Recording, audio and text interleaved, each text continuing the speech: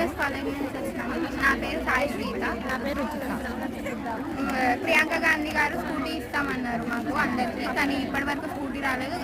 మాకు స్కాలర్షిప్స్ కూడా ఇంకా ఏం పడట్లేదు. స్కాలర్షిప్ కూడా ఏం పడలేదు. బస్సులు ఎక్కడం దిక్కడం కూడా చాలా కష్టం. ఫ్రీ బస్ వచ్చినాక ఇంకా చాలా అందరు లేడీస్ ఎక్కుతారు. కాలేజ్ వాళ్ళే కాదు, ఆఫీస్ వాళ్ళే కాదు, అందరు ఎక్కుతారు. అందరు మొత్తం దిగడం కష్టమవుతుంది. కొంతమంది పడుతున్నారు, ఎక్కడ పడితే అక్కడ యాక్సిడెంట్స్. దీనివల్ల చాలా ఎక్కువైతున్నాయి యాక్సిడెంట్స్ కూడా. దానివల్ల అందరికి ప్రాబ్లం అవుతుంది. సో మాకు స్కూటీస్ నేను వచ్చేది రోజు బస్సులకే వస్తాను. చాలా మందికి బస్సులు లేట్ అవుతున్నాయి, టైంకే వస్తలేం. కాబట్టి ప్రియాంక గాంధీ వాళ్ళు ఇక్కడికి వచ్చి స్కూటీలు ఇస్తానని చెప్పారు. నాకు స్కూటీ కావాలి. దివ్యలత, నేను Andhra Mahila Sabha degree college second year student BCom.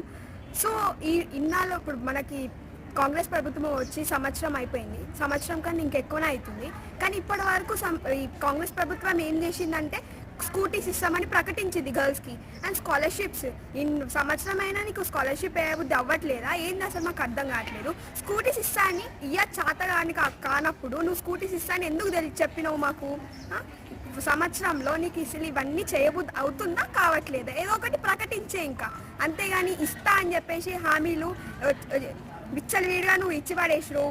Free bus 100 రోజులలో చేస్తాడు, నువ్వు సరే ఫ్రీ బస్ పెట్టినావు, కానీ ఆడోళ్ళే దాన్ని ఎట్లా యూటిలైజ్ చేస్తారు? అదేదో నువ్వు ఫ్రీ బస్ గర్ల్స్ కోసం, ఓకే స్టూడెంట్స్ కోసం లేదా పని చేసే అమ్మాయిల కోసం, అట్లాంటి వాళ్ళ కోసం నువ్వు ఫ్రీ బస్ కాకుండా కనీసం ఒక పాస్లలో హాఫ్ మనీ పెట్టినా బాగుండేది. కానీ మొత్తం నువ్వు ఫ్రీగా పెట్టి చాలా పెద్ద తప్పు చేసినావు రేవంత్ అన్న.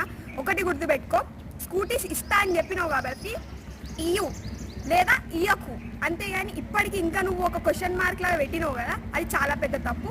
So thank you.